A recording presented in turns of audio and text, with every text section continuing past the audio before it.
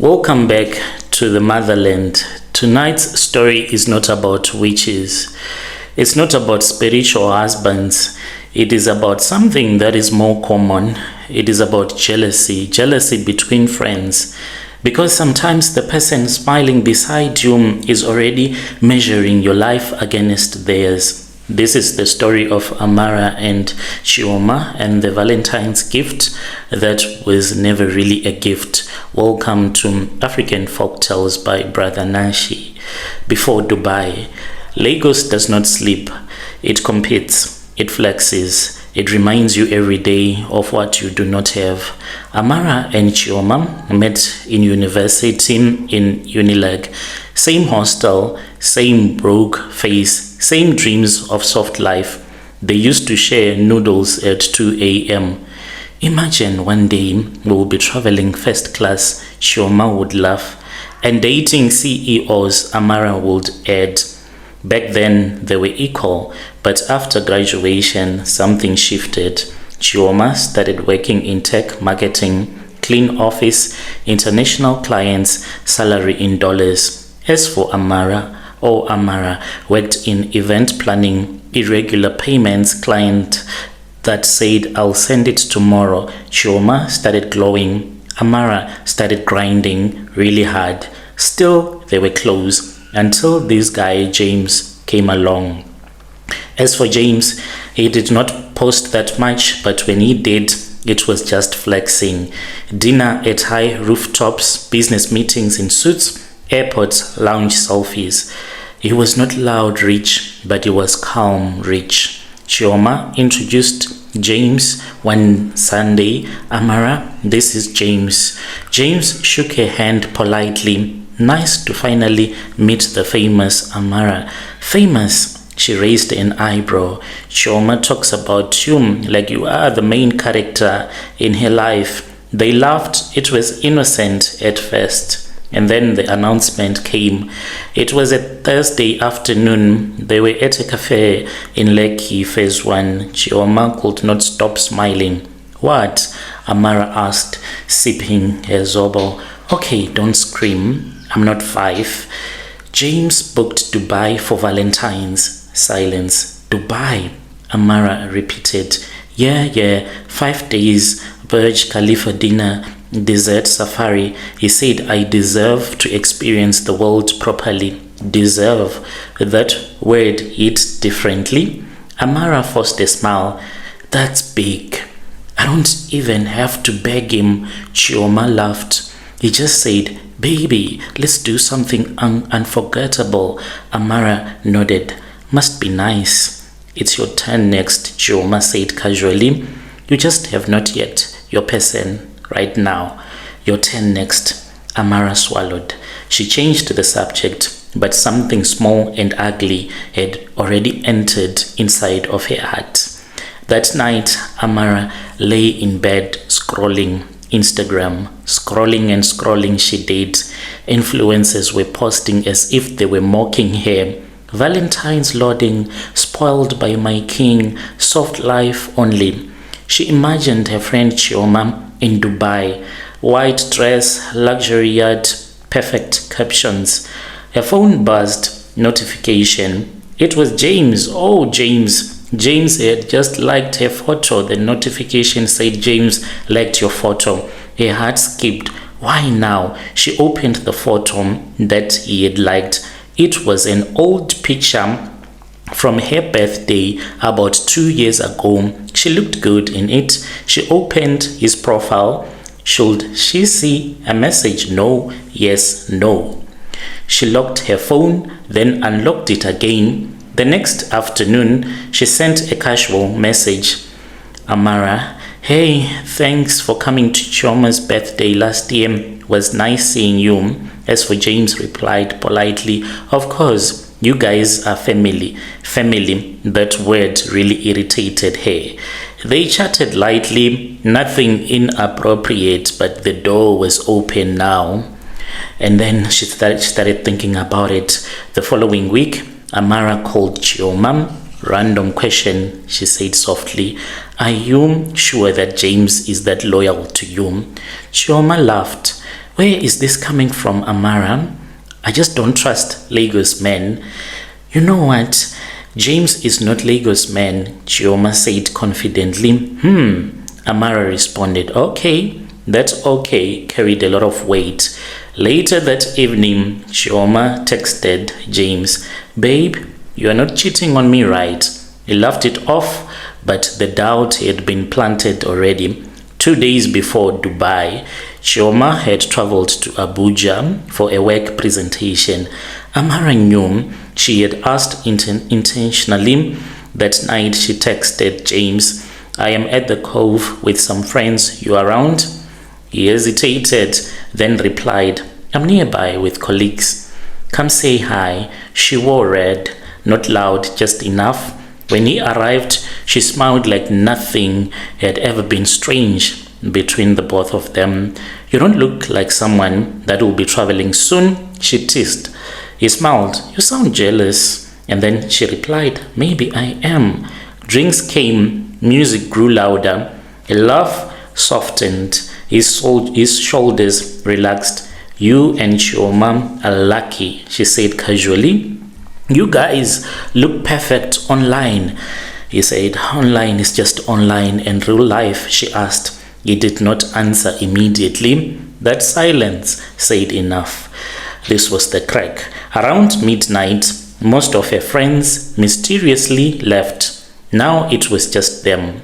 You know, she said slowly, sometimes I wonder if you chose the right friend. He frowned. What does that mean? She leaned closer. Nothing, just that we talk more easily. That's not fair, is it not? She whispered. He stood up. I should go. She grabbed him. Relax, I'm joking. But her fingers lingered too long. He did not pull away. Then the private lounge upstairs had a small heated pool, blue lights, steam rising. You've never tried it? She asked. No? Leave a little. Come on, James. He hesitated, then stepped in. They sat at opposite ends at first, talking. They were laughing, looking at each other. But space shrinks quickly in the water. You know what I like about you? Amara asked. James was like, what? You listen. He stared at her. You are dangerous, he said quietly. She smiled. Only if you let me be. She shifted closer. Her hand brushed his arm. He did not move. She pulled out her phone. Selfie? He laughed nervously. Amara. And she said, relax. It's just vibes. Click. Another click. Closer one. His arm around her waist. Water shining on her skin.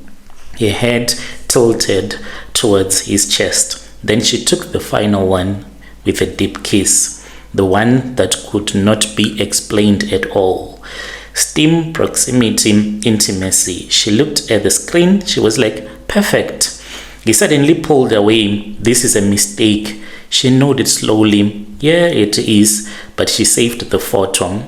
The next morning, she printed everything. She chose the highest quality, glossy paper, no caption, just the image. She slid it into a red envelope. Her hands were steady, too steady. She practiced a smile in the mirror, soft, supportive, friendly. At the airport that afternoon, Chioma was glowing. Pink suitcase, braids, fresh, happiness, obvious. Amara, she said, you came. Of course I did, Amara smiled. I even bought you a very small Valentine's gift. It's nothing much. Chioma hugged her tightly. You are the best, you know that. Amara handed her the envelope. Open it when you sit down. Chioma nodded excitedly. As for James, was parking the car. Amara stepped aside, watching, waiting. Her heart beat calmly, too calm. As for Chioma, sat at the departure gate. She opened the envelope. Amara pressed record on her phone across the waiting area. She was just watching what Chioma was about to do. If you thought Amara was the only one who was planning, you really do not know much about Lagos women. At the airport, gate number 7, there she was. Chioma smiled. As she opened the red envelope, she expected perfume or a cute handwritten note. Instead, the photo slid into her lap. Steam, blue lights, Amara, James.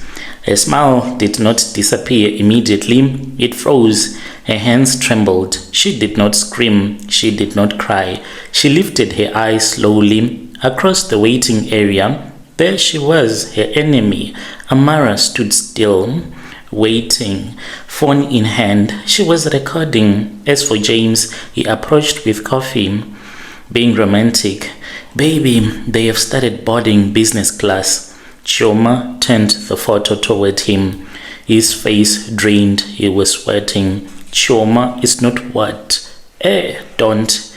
She raised one finger and she said, Don't you dare, James. Passengers nearby leaned in. Airport announcement echoed in the background.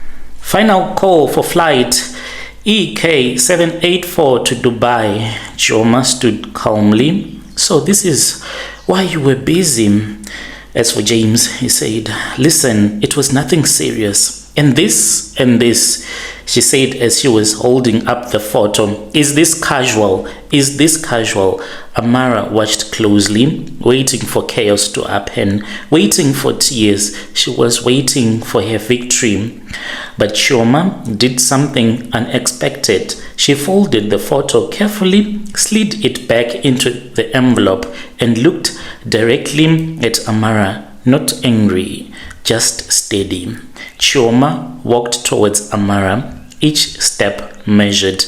Amara stopped recording. Chioma, I thank you, Chioma said, for the gift. Amara blinked. You're not angry at me. Oh, I am, Chioma replied calmly, just not in public. You're like a sister to me. As for James, tried to speak again. He said, Chioma, please, I want to explain something. She looked at him and she said, you'll come with me. Boarding is closing, he whispered. I said, you will come with me. They stepped away from the crowd. Amara's heart started racing now. This was not going according to the way that she had imagined or planned. 3 weeks earlier, what Amara did not know was that before Abuja, before the cove, Chioma had noticed something small. James smiling at his phone too often. Amara's name appearing at odd times. She had not confronted him. She watched. She tested. One night, she asked casually, would you ever cheat on me, James? And he laughed and he said, with who, babe? She smiled. Anyone. He did not answer immediately. That silence told her enough. Instead of exploding, she started planning. The week she went to Abuja, she was not in Abuja the whole time. Her presentation was one day. She came back quietly. The next evening, she called a friend who worked at the cove. Is James there? Oh yeah, yes, the friend whispered with a girl. Chioma did not go inside. She did not scream. All that she did was to ask for CCTV footage, just in case. When she saw the Jacuzzi area on camera, her heart broke. But something else formed clarity. Amara thought she was the hunter, but she had walked into a situation that was already unstable. The airport conversation. Back to the airport, James stood before Chioma, sweating. I swear to you, babe, it did not mean anything. Chioma looked at him calmly. You are right. He blinked. What? It did not mean anything. That is the problem. He tried to grab her hand. She stepped back. You embarrassed me, James, before Dubai. That was stupid. I'm sorry, Chioma. She leaned closer. But do you know what's worse? What? James asked. You thought I didn't already know. His stomach dropped. What do you mean? She pulled out her phone, played the CCTV clip from the clove. Him, Amara, steam, laughter. His face turned pale. You have been tested for 3 weeks, she said quietly. You failed, James. Chioma turned around. Amara was still standing near the gate, confused, tense. Chioma walked back to her slowly. You tried to humiliate me, Chioma said to Amara. I was trying to protect you from this player. Amara lied like a liar she was. Chioma tilted her head. From what? From happiness. You were trying to protect me from happiness. Amara swallowed hard. You deserve to know. Yes, Chioma nodded. I did. She stepped closer, but you did not do it to protect me. Silence. You did it because you could not stand seeing me win. The words hit harder than shouting. Amara's lips parted. You don't know that. Chioma smiled gently. I have known you since university. I know exactly when you are insecure. That cut deep. Then Chioma said something that froze Amara completely. You know, I could have posted this first, right? Amara's stomach dropped. What? She asked Chioma. She was very nervous. Chioma pulled out her phone again. She had screenshots, text messages, late night chats, flirty responses. Not explicit, but enough. You think you're the only one who served the receipts. Amara's breath shortened. You would not dare. Chioma's eyes softened. No, I would not. Why? Because I don't destroy people to feel powerful. That line landed like it was a slap. The boarding call sounded again. Final call for passengers to Dubai. James stood frozen. So, are we still going, Chioma? He asked weakly. Chioma looked at him, then at Amara, then back at the gate. She smiled. Yes. Both of them blinked. What? James asked. We're still going. Amara stared. You're serious? Chioma replied calmly. Yes, I'm not cancelling my life because of one weak moment. She turned to James. But when we land, we are done. His jaw dropped. You're breaking up with me. In Dubai, she corrected, after I get my pictures. Amara's mouth fell open. You are using him. Chioma's smile was cold. No, I am finishing what was already booked. She leaned closer to Amara. And when I come back, don't worry. Her voice lowered. You won't need to expose anything because Lagos already knows. Dubai photos flooded Instagram. Luxury dinners, dessert, sunset, perfect captions. But when they return, the breakup was clean, quiet, no scandal. But word spread about James, about the Jacuzzi, about Amara. Friends stopped inviting her to couples events. People watched her differently. A new girl at a party whispered loudly, "That's the one who tried to take her best friend's man." It was not dramatic. It was worse. Now Amara, she was like someone that had been exiled from society. Weeks later, Valentine's had passed. Amara sat alone at a rooftop lounge, couples everywhere, laughter everywhere. Her phone silent. She opened Instagram. Chioma posted, "Sometimes betrayal is just redirection. Grateful for lessons."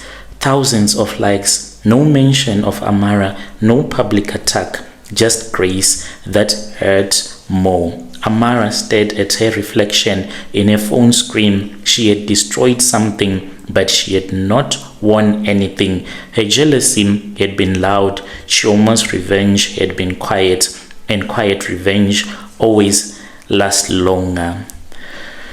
My people, jealousy makes you move fast. Wisdom makes you move patiently. Amara tried to destroy a relationship.